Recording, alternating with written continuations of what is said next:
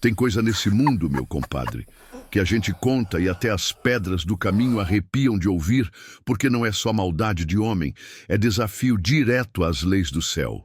Naquele tempo, o sol castigava a terra com uma raiva amarela, transformando o chão em brasa e a esperança em poeira fina que entrava nas ventas e nos olhos da gente.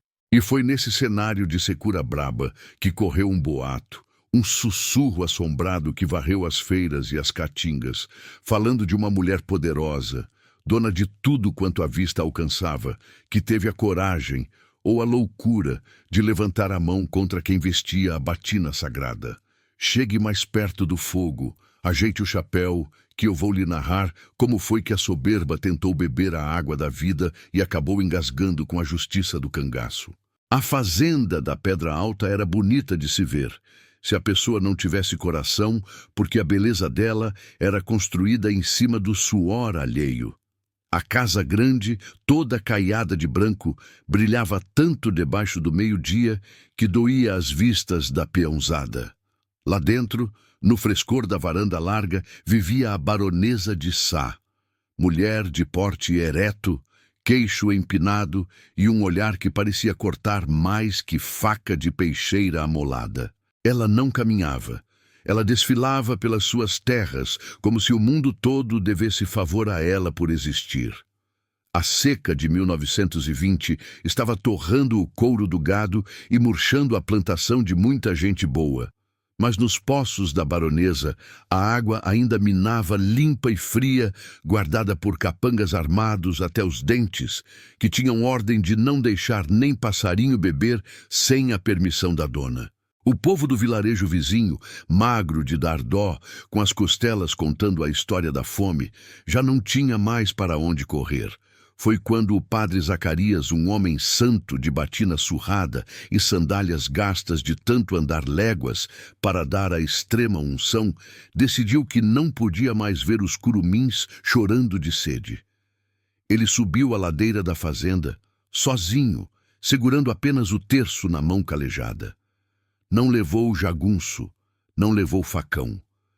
Levou a palavra de Deus e a necessidade dos inocentes. Os capangas na porteira, homens brutos, baixaram as armas por respeito ao padre, deixando o homem passar. Mas a baronesa, essa não tinha respeito nem pelo divino quando o assunto era o que ela chamava de meu. Padre Zacarias encontrou a baronesa sentada na cadeira de balanço, abanando-se com um leque de seda, com uma jarra de água suada de gelada na mesa ao lado. O padre, com a voz rouca da poeira, pediu. Não pediu ouro, não pediu terra. Pediu água para as crianças que estavam desfalecendo na vila. Disse que era caridade, que Deus retribuiria em dobro. A baronesa parou o leque. Olhou o padre de cima a baixo, com aquele desprezo que só quem nunca passou necessidade consegue ter. Ela riu, uma risada seca, sem alegria nenhuma. Disse que a água era dela, que a terra era dela e que se Deus quisesse dar água aos pobres, que mandasse chuva, pois ela não era torneira do céu. O padre, manso mas firme como aroeira, insistiu. Disse que negar água a quem tem sede é negar a própria humanidade. Foi aí que o orgulho da baronesa virou veneno. Ofendida por ser contrariada em sua própria varanda, ela deu um estalo com os dedos. Os capangas, com medo da patroa mais do que do inferno, agarraram o padre. A ordem que ela deu fez o sangue de quem ouviu gelar, mesmo naquele calor de rachar coco. Ela mandou amarrar o padre Zacarias no poste de madeira no meio do terreiro, debaixo daquele sol que cozinhava os miolos. Disse, gritando para quem quisesse ouvir, que ele ficaria ali, rezando por chuva, até aprender que na terra da baronesa de Sá, a única lei que valia era a vontade dela. E lá ficou o santo homem, amarrado, com os lábios rachando, enquanto a baronesa voltava para a sombra, achando que seu poder era maior que qualquer justiça que pudesse vir das veredas do sertão. A tarde se arrastou devagar, meu amigo, mais devagar que enterro de rico. O sol, aquele mesmo que dá vida ao mandacaru, parecia ter virado carrasco por ordem da baronesa. Ali, no meio do terreiro, amarrado no tronco de aroeira, o padre Zacarias era a imagem da dor que não grita. A batina preta, que ele usava com tanto zelo para celebrar as missas, tinha virado uma estufa, guardando o calor e sugando o suor do corpo magro dele. A pele do rosto, já curtida de andar no sol visitando o doente, começou a vermelhar e rachar, e os lábios, secos como terra de estio, tremiam não de medo, mas de oração. O que doía mais na gente que espiava de longe, escondida atrás da cerca de avelós, não era só ver o sofrimento da carne, era ver a bondade sendo tratada feito bicho ruim. Aquele padre nunca tinha negado uma bênção, nunca tinha deixado de dividir o pouco feijão que tinha com quem batia na porta da igreja. Ele era o pai de quem não tinha pai, o consolo das viúvas, a única voz mansa num mundo de grito e ordem. Ver ele ali, pendurado, com a cabeça pendendo para o lado e os olhos buscando o céu, era como ver um santo sendo açoitado sem ter cometido pecado nenhum. A injustiça, compadre, tem um gosto amargo na boca da gente, pior que fel. A baronesa, essa daí parecia se alimentar da desgraça. De vez em quando, ela aparecia na janela da casa grande, com um copo de água fresca na mão, só para fazer o padre ver. Ela bebia devagar, deixando a água escorrer pelo canto da boca, rindo com os olhos de cobra. Os capangas dela, homens que trocaram a alma por um prato de comida e um rifle na mão, riam junto, mas era um riso amarelo. Um riso de quem sabe que está mexendo com coisa sagrada e que o castigo, cedo ou tarde, vem a galope. O padre, na sua santidade, não amaldiçoava. A gente ouvia, no silêncio do vento quente, ele murmurando: "Perdoai, Senhor, ela não sabe a sede que a alma dela tem." Aquilo era de partir o coração de uma pedra. Mas o sertanejo é bicho desconfiado, e quando a maldade transborda o pote, a coragem brota onde a gente menos espera. No meio daquela gente sofrida que chorava baixinho, vendo o suplício do vigário, tinha um rapaz novo, chamado Tião, vaqueiro de gibão surrado, mas de honra inteira. Tião tinha sido batizado pelo padre Zacarias, tinha aprendido as primeiras letras com ele. Ver seu padrinho espiritual secando ali no tronco acendeu uma fogueira no peito do rapaz que água nenhuma da baronesa podia apagar. Ele sabia que lei de juiz e delegado não chegava ali. A baronesa comprava a lei com arrobas de gado e sacas de algodão. A justiça dos homens da cidade era cega para o pobre e muda para o rico. Tião olhou para o padre, fez o sinal da cruz e jurou para si mesmo que aquilo não ia ficar assim. Se a lei do papel não valia, ele ia buscar a lei do sertão. A lei que anda a cavalo, usa chapéu de couro e não leva desaforo para casa. Aproveitando que o sol baixava e a vigilância dos capangas afrouxava com a cachaça do fim de tarde, Tião sumiu na caatinga. Ele não correu feito quem foge, correu feito quem caça. Conhecia cada vereda, cada espinho de xique-xique, cada rastro de bicho. Ele sabia onde procurar. Tinha ouvido conversa de caçador, tinha visto sinal de fogueira apagada nas pedras altas da Serra da Borborema. Sabia que o capitão Virgulino Ferreira, o Lampião, estava acampado daquelas bandas. A caminhada foi dura, rasgando o mato no peito, ignorando o cansaço e a sede que também castigava ele. Mas a imagem do padre amarrado, murchando como flor no fogo, dava força nas pernas do rapaz. Ele ia levar a notícia, ia levar o pedido de socorro não para a polícia, mas para o único tribunal que a baronesa ia temer. Tião ia entregar a promessa de vingança nas mãos do cangaço. À noite no sertão, quando cai, não pede licença. Ela desaba pesada, cobrindo o mundo com um manto de breu onde só quem tem olhos de gato enxerga. E foi rasgando essa escuridão que Tião chegou ao sopé da Serra da Borborema. O rapaz estava que era só o pó e o bagaço, com a roupa rasgada pelos espinhos da jurema e o peito chiando feito fole furado. Mas a vontade de justiça era o óleo que mantinha a lamparina da vida dele acesa. Ele não chegou de supetão, porque no bando de Lampião ninguém entra sem ser visto. Antes mesmo de avistar a primeira brasa de fogueira, Tião sentiu o cano frio de um rifle encostar na sua nuca e uma voz rouca sussurrar atrás da orelha: "Dê meia volta ou reze o credo, que daqui para frente só passa vento." Era a segurança do capitão, a guarda invisível que transformava o cangaço em fantasma.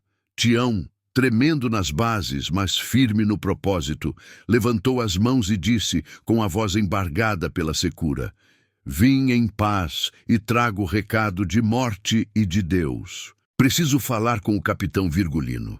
O sentinela, vendo que o rapaz não trazia maldade, apenas desespero, empurrou ele trilha acima. O acampamento se abriu numa clareira protegida pelas pedras. Não era bagunça, não, meu senhor. Era tudo organizado.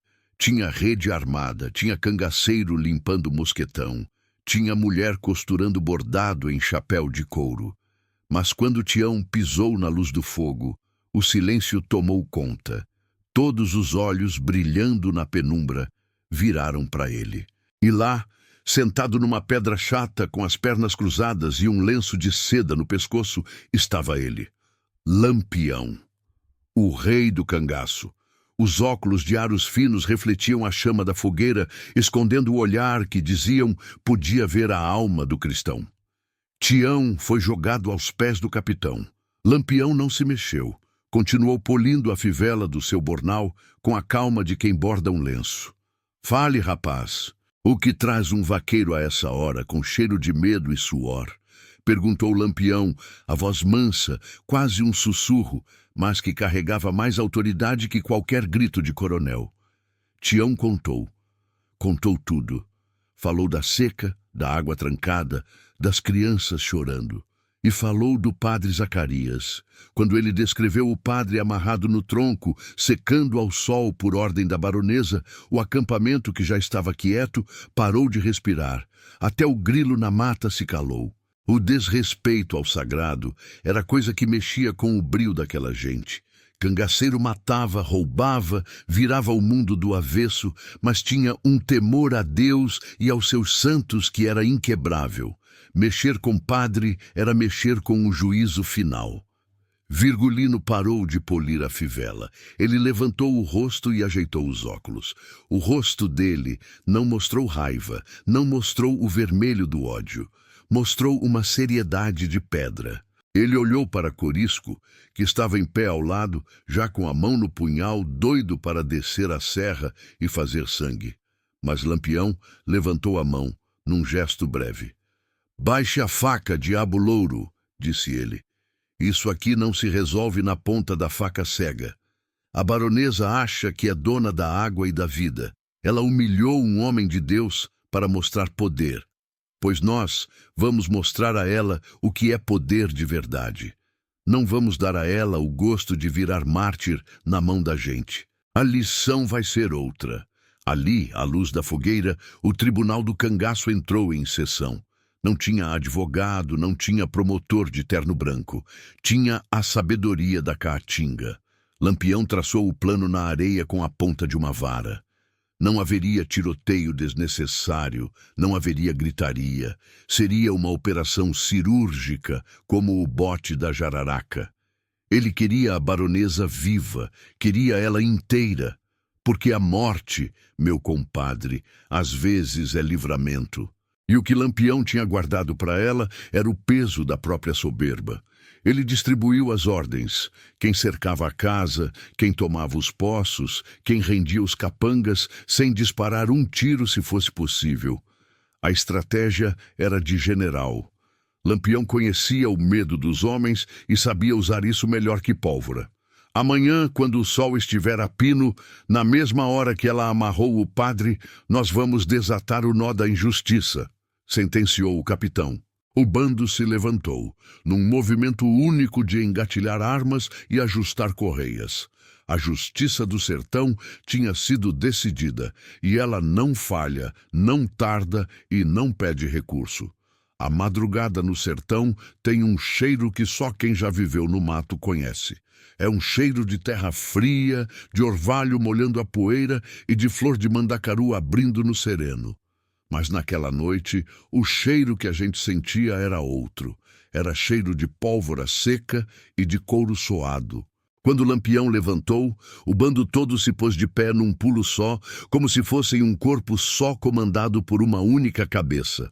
Não houve alarde, não houve toque de clarim. O sinal foi o estalo seco do rifle do capitão sendo checado uma última vez. A vingança, meu amigo, não gosta de barulho, ela gosta de prontidão.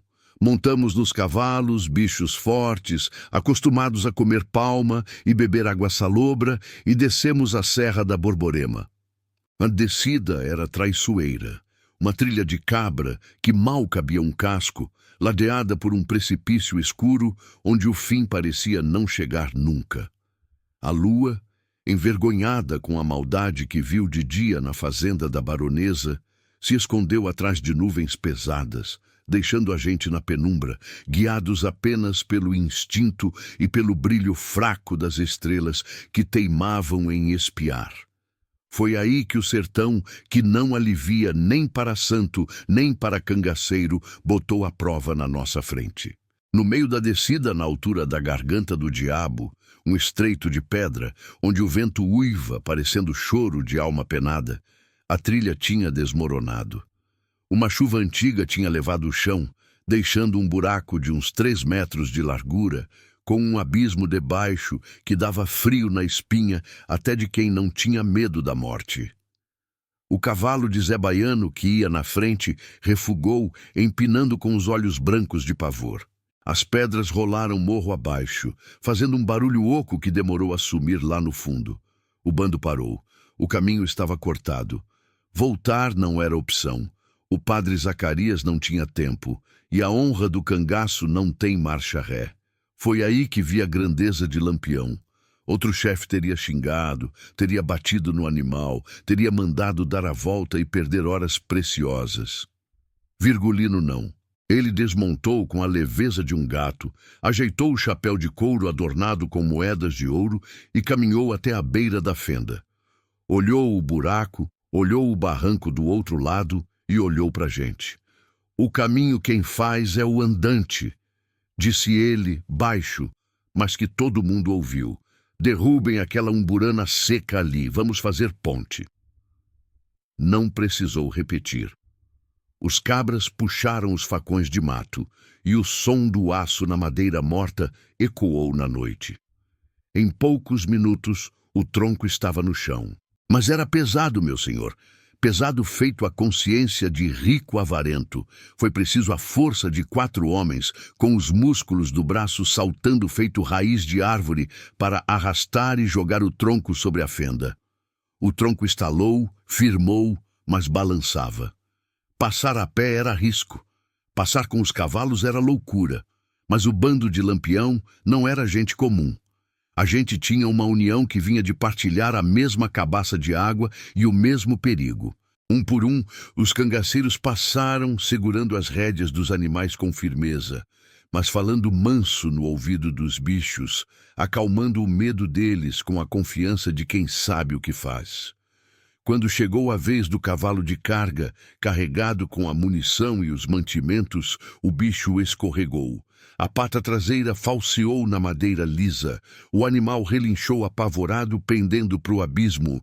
Num segundo, 3 cangaceiros, incluindo Corisco e Volta Seca, se jogaram no chão, agarrando as pernas do animal, segurando o peso vivo na força bruta e na raça. Se soltassem, o bicho caía e a gente perdia a surpresa do ataque. "Segura, cambada!" grunhiu Corisco com os dentes trincados. Lampião, que já estava do outro lado, voltou para o meio da ponte, arriscando a própria pele, e puxou o animal pelo cabresto com uma força que parecia vir da terra. Com um puxão final e o esforço de todos, o cavalo firmou o pé na pedra segura. Ninguém comemorou. Apenas se olharam, respiraram fundo aquele ar frio da madrugada e seguiram. Aquele momento ali na beira do abismo mostrou que o cangaço não era só tiro e pilhagem, era irmandade. A gente sabia que, se um caísse, o outro segurava. Coisa que a baronesa, no seu palácio cheio de empregados que a odiavam, nunca ia ter na vida. A cavalgada seguiu, rasgando a caatinga fechada. Os espinhos da Jurema arranhavam os gibões de couro, mas ninguém sentia. O pensamento estava fixo na imagem do padre no toco. O céu começou a clarear, aquele cinza que vira laranja, avisando que o Rei Sol ia voltar para o seu trono. Estávamos perto. O cheiro de curral e de fumaça de fogão a lenha começou a chegar no nariz. Lampião parou o bando no alto de uma crista de pedra que dava vista para a fazenda da Pedra Alta. Lá embaixo, tudo parecia quieto. Mas a gente sabia que o destino daquela gente ia mudar antes que o galo terminasse de cantar. O capitão puxou o binóculo, observou o terreiro, viu o ponto preto amarrado no poste e guardou o instrumento devagar. O olhar dele não era mais de estratégia, era de sentença. Vamos descer, disse ele, sem tropel, como sombra. A descida final foi silenciosa. O coração batia compassado com o trote dos cavalos. A gente sabia que estava levando a justiça nas algibeiras. E eu lhe pergunto, meu compadre, enquanto a gente desce essa serra imaginária, o sertão é grande e cada canto tem sua história e seu jeito de ver a vida. Diga aí nos comentários de onde é que você está ouvindo esse causo, para a gente saber até onde a fama de Lampião está chegando. O sol já estava trepado no meio do céu, derramando fogo sobre o mundo, quando a gente chegou na cerca de Aveloz, que rodeava a Casa Grande. O silêncio na fazenda Pedra Alta era de dar medo. Só se ouvia o zumbido das cigarras e o resfolegar cansado do vento quente nas folhas secas. Lá no meio do terreiro, o padre Zacarias já não tinha mais força nem para manter a cabeça erguida. O corpo pendia nas cordas, mole como um saco de algodão vazio, e a pele, judiada pelo sol, tinha a cor de terra vermelha. Se Deus não tivesse segurando a alma dele no corpo, o homem já tinha subido. Lampião fez um sinal com a mão, um gesto curto que todo cangaceiro entendia melhor que Pai Nosso. O bando se dividiu. Não foi correria, não foi tropel. Foi como ver água escorrendo na pedra. A gente se espalhou, cercando a casa, o curral, a senzala velha. A ordem era clara. Ninguém atira, ninguém mata, a não ser que a morte venha buscar a gente.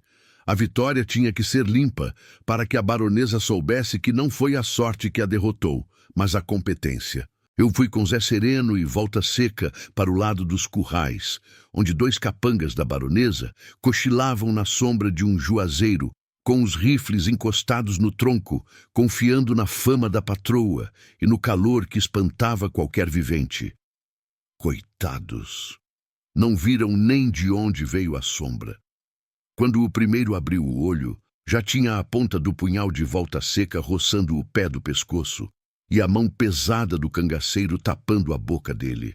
O outro, vendo o companheiro rendido e 3 bocas de bacamarte apontadas para o peito dele, nem pensou em alcançar a arma. Levantou as mãos tremendo, com os olhos arregalados, engolindo o grito no seco. Foram amarrados e amordaçados sem um pio, deixados ali pensando nos pecados que cometeram. Enquanto isso, Lampião e o resto do bando deslizavam para a varanda. A baronesa estava lá. A mulher não tinha sossego na maldade. Ela estava sentada na sua cadeira de vime, almoçando uma mesa farta, bem de frente para o padre, para que o cheiro da comida torturasse o homem santo. Ela cortava a carne com força, batendo os talheres na louça fina, e ria de alguma coisa que a criada, uma moça nova e assustada, dizia baixinho. A tensão no ar era tanta que parecia que ia quebrar o vidro das janelas. A gente foi chegando, se escondendo atrás das pilastras, atrás dos barris de água, atrás das plantas ornamentais. O cerco fechou. De repente, o capitão saiu da sombra. Ele não gritou. Ele apenas pisou na madeira do assoalho da varanda. O barulho da bota de couro, com as esporas de prata tinindo, cortou o silêncio da tarde como um trovão. A baronesa parou com o garfo no meio do caminho. Ela virou o rosto devagar, irritada pela interrupção, achando que era algum empregado desastrado. Mas quando os olhos dela encontraram a figura de Virgulino Ferreira, parado contra a luz do sol, com o chapéu de couro quebrado na testa e o bornal cruzado no peito, a cor fugiu da cara dela num instante. O garfo caiu no prato, fazendo um barulho que ecoou na varanda toda. Quem lhe deu permissão de pisar na minha varanda? Ela ainda tentou, com a voz falhando, tentando buscar aquela autoridade que ela achava que vinha do berço, mas a voz saiu fina, quebrada. Lampião não respondeu de imediato. Ele caminhou devagar até a mesa, pegou a jarra de água gelada que suava no calor e olhou para a mulher. Em volta, de trás de cada coluna, de cada arbusto, um cangaceiro se levantava, silencioso, armado, cercando a cena. A casa estava tomada. Os capangas que restavam, vendo que estavam cercados por homens que pareciam brotar do chão, largaram as armas no chão, rendidos pela presença maciça do cangaço. "A permissão, dona baronesa", disse Lampião com uma calma terrível. "Quem dá é a justiça, e hoje ela veio cobrar a conta." A mulher tentou levantar, tentou correr para dentro da casa, talvez buscar uma arma, talvez se trancar, mas Corisco já estava na porta, bloqueando a passagem com um sorriso que não chegava nos olhos. A baronesa estava encurralada. Sem violência, sem um tapa, ela foi cercada. O orgulho dela, que parecia tão sólido quanto as paredes da casa grande, desmoronou ali mesmo. Ela caiu sentada na cadeira, as mãos tremendo, olhando para os lados e vendo que seu império de medo tinha mudado de dono. Lampião fez um gesto para o terreiro. "Desçam o padre, com cuidado de quem carrega santo." 2 cangaceiros correram até o tronco, cortaram as cordas. O padre Zacarias desabou nos braços deles desmaiado, mas vivo.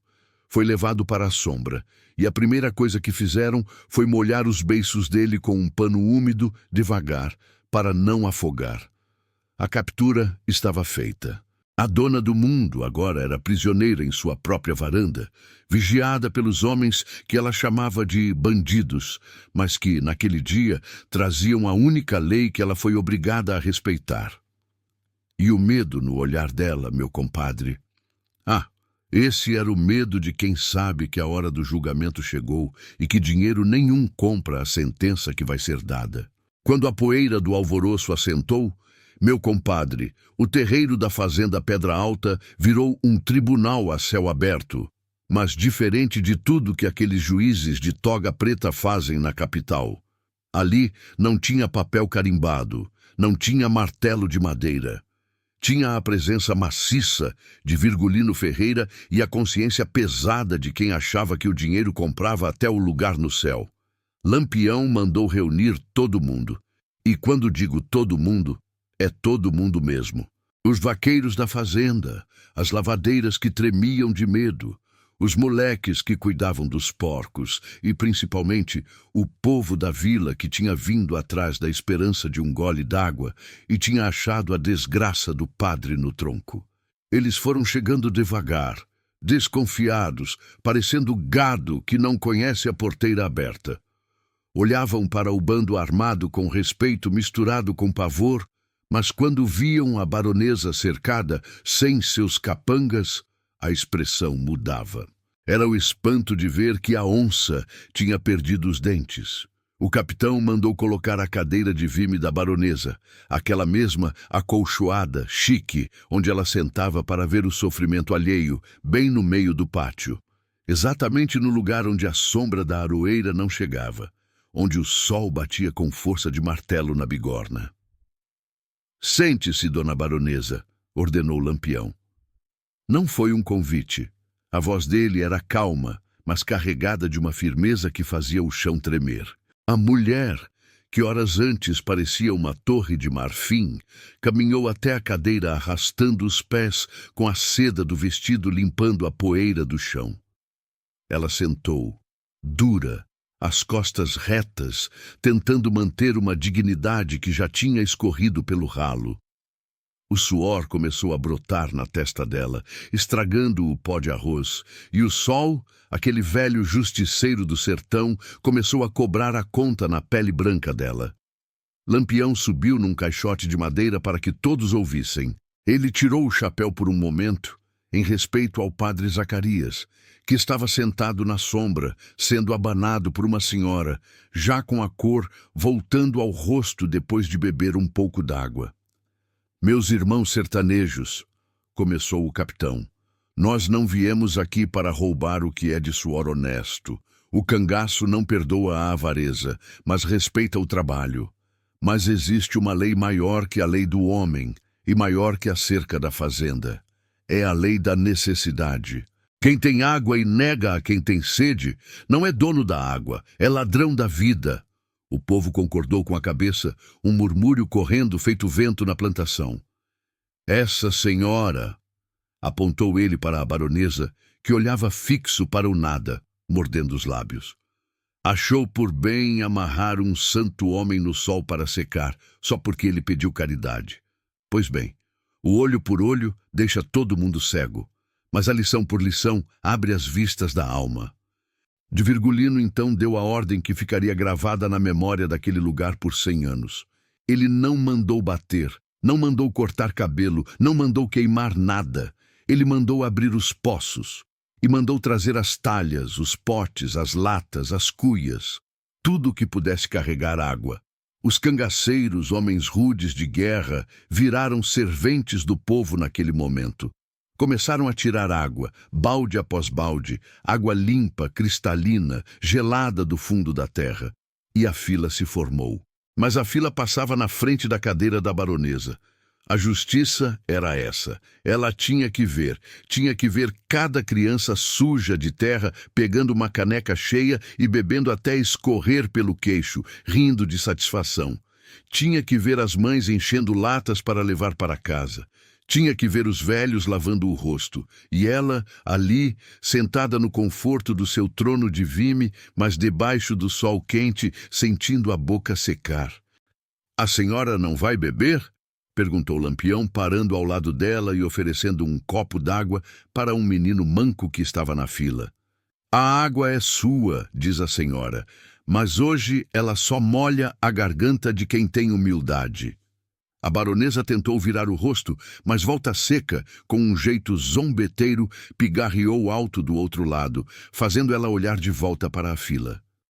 A humilhação dela não era física, era moral. Ver a sua propriedade sendo dada de graça, ver a alegria no rosto de quem ela desprezava e sentir na própria pele o calor que ela impôs ao padre, aquilo doía mais que chicotada.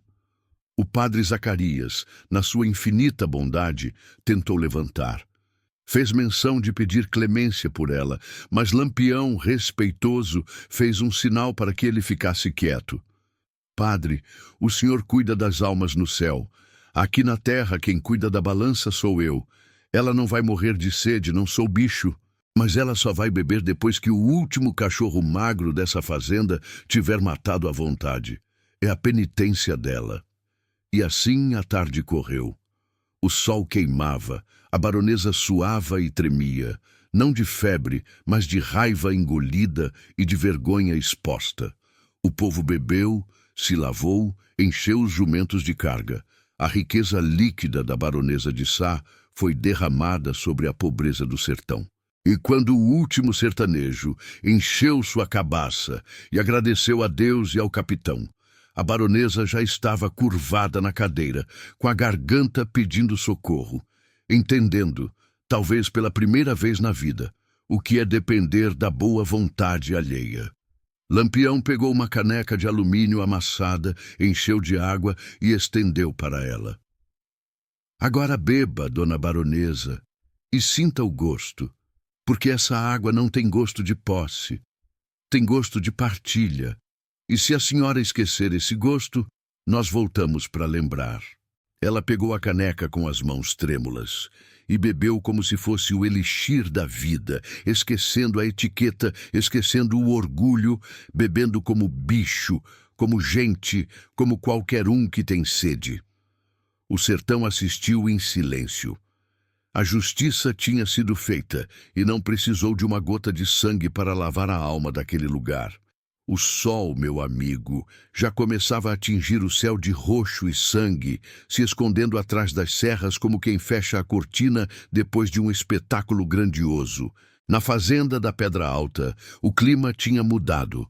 Aquele peso de chumbo que esmagava o peito de quem chegava perto da casa grande tinha sumido, levado pela correnteza da água que agora corria livre nas latas e nas gargantas do povo. Mas a obra do capitão não estava terminada. A sede de água estava matada, mas a fome de justiça ainda roncava na barriga daquela gente. Lampião, vendo a baronesa ali, encolhida na sua soberba molhada, sabia que medo passa. O medo é bicho que corre quando a onça chega, mas volta sorrateiro quando ela vira as costas. Para que a lição não virasse poeira ao vento, era preciso cravar a lei na tábua da memória. Ele caminhou até a varanda, onde os sacos de mantimentos estavam empilhados.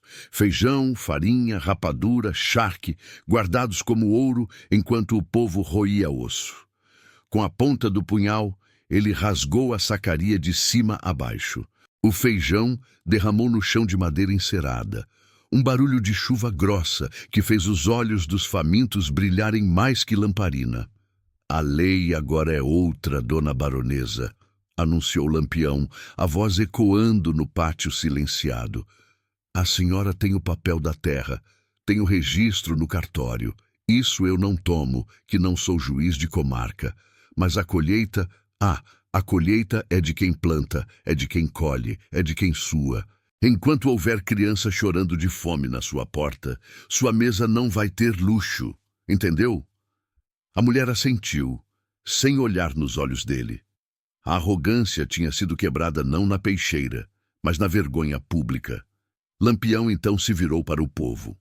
Eram centenas de olhos fixos nele.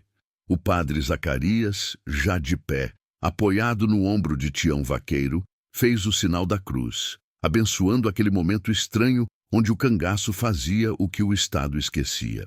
Vocês levem o que puderem carregar, disse o capitão aos sertanejos, mas levem com ordem, dividam com quem não pôde vir. E lembrem, o cangaço passa, mas a coragem fica. Se essa senhora ou qualquer coronel tentar fechar a torneira de novo ou levantar o chicote de novo, o vento traz a notícia e nós voltamos. E na volta, a conversa não vai ser com água. Foi uma festa contida, meu compadre. Ninguém gritou viva, porque o respeito ali era misturado com temor. O povo avançou nos mantimentos, enchendo sacolas, embornais, a barra das saias. A baronesa via seu estoque minguar, via a riqueza acumulada virar comida na boca de quem ela chamava de ninguém. Aquilo era a nova lei, a lei da partilha forçada. Uma lei que não estava escrita em nenhum livro de direito, mas que estava gravada a ferro frio na consciência do sertão. Quando o último raio de sol sumiu e o crepúsculo tomou conta, Lampião deu o assobio. Foi um som trinado, curto, que fez os cangaceiros se moverem. Eles não se despediram. Não houve aperto de mão, não houve discurso de adeus. Eles simplesmente recolheram as armas, ajustaram os chapéus e montaram nos cavalos que esperavam na sombra das algarobas. A saída do bando foi algo que até hoje me arrepia de contar. Eles não saíram pelo portão da frente, fazendo barulho. Eles viraram os cavalos para a caatinga fechada, para o breu que começava a cobrir o mato. Em um minuto estavam lá, imponentes, silhuetas recortadas contra o céu escuro. No minuto seguinte eram vultos. E depois eram apenas o som de cascos abafados na terra fofa, sumindo, sumindo, até que só restou o grilo cantando e a baronesa sozinha na sua varanda vazia. O povo olhava para a mata, tentando ver para onde tinham ido. Mas Lampião e seu bando tinham essa magia. Eles não viajavam. Eles desapareciam. Tinham virado fumaça, fantasmas da caatinga, deixando para trás uma fazenda virada do avesso e uma lenda que começava a criar raízes fundas no coração da gente. A baronesa entrou em casa, trancou as portas, mas sabia que nunca mais ia dormir o sono dos injustos. A sombra do capitão tinha ficado lá dentro, sentada na cabeceira da mesa, vigiando cada gole de água que ela bebesse dali por diante. O tempo, meu senhor, é o único juiz que não aceita suborno. Ele passa devagar, feito boi de carro puxando carga pesada, moendo as pedras, as casas e as memórias, transformando tudo em história ou em esquecimento. Mas o que aconteceu na fazenda da Pedra Alta não foi coisa para o tempo apagar. Foi coisa para o vento espalhar e para o povo cantar nas feiras, nos folhetos de cordel, nas violas de cego em porta de igreja. Aquele dia em que o cangaço ensinou a caridade na ponta do punhal virou lenda, e lenda, quando pega na raiz do sertão, nunca mais morre. Dizem que, depois daquela tarde, a baronesa de Sá nunca mais foi a mesma. A altivez dela, aquela coluna vertebral que parecia feita de ferro, quebrou-se por dentro. Ela não morreu de doença, não morreu de tiro, mas foi murchando, secando feito folha de outono que ainda teima em ficar no galho. A casa grande, antes cheia de festas e risadas de escárnio, mergulhou num silêncio de convento. Os capangas foram embora um a um, porque rato não fica em navio que perde o rumo, e a baronesa não contratou outros. O medo de Lampião, ou talvez o peso da vergonha que ela bebeu naquela caneca de alumínio, operou um milagre que reza nenhuma tinha conseguido. Até o fim dos seus dias, quem passasse na porteira da Pedra Alta encontrava religiosamente uma talha de barro cheia de água fresca e uma caneca limpa pendurada no moural. Ela nunca mais negou um gole a ninguém. Dizem as más línguas que ela fazia isso por pavor de ouvir o tropel dos cavalos voltando. Dizem as boas línguas que foi o arrependimento que latejou na alma. Eu prefiro acreditar que foi a lição da justiça. Ela aprendeu que ninguém é tão rico que não precise de água, e ninguém é tão pobre que não mereça respeito. Morreu anos depois, sozinha numa cadeira de balanço, olhando para a estrada, talvez esperando a visita daquele que lhe ensinou a ser gente na marra. Já o padre Zacarias, esse virou santo em vida. Depois de curado das queimaduras do sol e dos machucados da corda, ele continuou sua romaria de fé. Mas agora, quando ele falava, o sertão parava para ouvir com outro respeito. Ele nunca praguejou contra a baronesa. Pelo contrário, rezava pela alma dela em toda a missa. Ele dizia que Deus escreve certo por linhas tortas e que às vezes usa a mão pesada de um cangaceiro para escrever a caridade no coração duro dos homens. O padre viveu até ficar bem velhinho, com a cabeça branca como algodão. E quando ele partiu, o enterro dele foi a maior procissão que essas brenhas já viram. Tinha gente que veio de léguas de distância, gente que ele batizou, gente que ele casou e, principalmente, gente que bebeu da água que ele conquistou com o próprio martírio. E o capitão Virgulino? Bem, Lampião seguiu seu rastro de pólvora e sangue pela Caatinga, cumprindo seu destino de ser amado por uns e odiado por outros. Mas naquele dia, na Pedra Alta, ele não foi bandido nem herói, ele foi o equilíbrio. Ele foi a resposta do sertão a quem achava que podia ser dono do mundo. O cangaço, meu compadre, teve seus erros e seus horrores, não vou negar, pois a verdade deve ser dita, mas teve seus dias de glória, onde a peixeira serviu para cortar a maldade e não a carne. Essa história correu o mundo, virou verso de poeta, virou conversa de alpendre. E hoje, quando a gente vê alguém muito soberbo, com o nariz empinado, achando que é melhor que os outros, o sertanejo velho balança a cabeça e murmura: cuidado, que a sede da baronesa um dia chega para todo mundo. Porque aqui é assim, a terra é seca, Mas a vida dá voltas, e quem hoje nega a água, amanhã pode estar implorando por ela. E assim eu fecho esse caos, meu amigo, com a garganta seca de tanto falar e o coração cheio de saudade de um tempo onde a honra valia mais que o dinheiro. A fogueira já está virando brasa e a lua já vai alta. Mas antes de você seguir seu caminho nessa estrada da vida, eu queria lhe perguntar uma coisa, de coração aberto. Você acha que Lampião pegou leve com a baronesa? Ou a humilhação foi castigo pior que a morte? Diga aí nos comentários o que você achou dessa justiça do cangaço, que eu tô aqui pitando meu cigarro de palha, doido para saber a sua opinião.